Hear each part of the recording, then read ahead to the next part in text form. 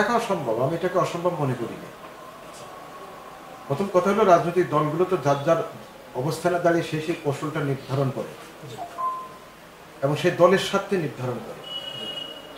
আমাদের এই এত বছর পরে আসলে আমাদের জাতি সিদ্ধান্ত নিতে হবে, দলগত স্বার্থে নয়, জাতীয় স্বার্থে আমরা ঐক্যমত পোষণ করি এবং জাতীয় স্বার্থে রাজনৈতিক দলগুলো প্রমাণ করতে হবে যে কোনো অবস্থাতে জাতীয় স্বার্থে রাজনৈতিক দলগুলো ঐক্যবদ্ধ হতে পারে। এই ট্র্যাডিশন এবং এই সংস্কৃতিটা আমাদের দেশে আসলে গড়ে তোলা। সংবিধান আমরা দেখি, অন্য দেশের সংবিধান কেমন আছে, কেউ কেউ বিকল্প করার চেষ্টা করে।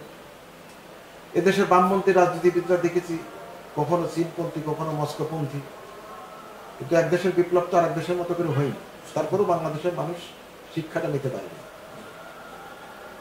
এবং ঐতিহাসিকভাবে আরেকটা ব্যাপার আছে, সেটা হচ্ছে সম্রাট বাবর তার আত্মজীবনীতে লিখেছেন যে একটা বিচিত্র জাতি, এদেশের রাজা আসে বাহির থেকে, পাল, সেন, মোগল, পাঠান কেউ কিন্তু এই মাটি থেকে উৎসরিত ছিল, ওরা তারা এই মাটির সাথে একাকার হয়ে গেছেন। তো এখানে আমার ক্লাস 7 পড়ে 12-13 বছরের একটা ছেলে স্কেল হাতে, পিঠে ব্যাগ নিয়ে গুলির মুখে চলে যাচ্ছে। এর মূল্যায়ন করার মতো এবং এই মেসেজটা আত্মস্থ করার মতো আসলে আমাদের দেশের রাজনৈতিক মতবাদের কথা বলেন, রাজনৈতিক তত্ত্বের কথা বলেন, নেতৃত্বের কথা বলেন, সব জায়গায় আসলে একটা খরা আছে।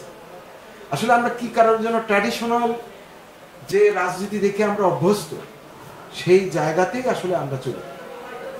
এটা হচ্ছে বাংলাদেশের একটি জ্বলন্ত সমস্যা, একটি রাজনৈতিক খরা, নেতৃত্বের খরা আছে। এই মুহূর্তে জাতির মধ্যে আসলে যে ধরনের, হ্যাঁ অনেক বড় দল আছে, অনেক ইউজফুল নেতা আছে, কিন্তু এই জাতিকে ঐক্যবদ্ধ করে একটি মানে সংবিধিবদ্ধ একটি জায়গায় উপনীত করার জন্য যে ত্যাগ এবং যে আপনার প্রজ্ঞা দরকার, সেই জায়গা আসলে রাজনৈতিক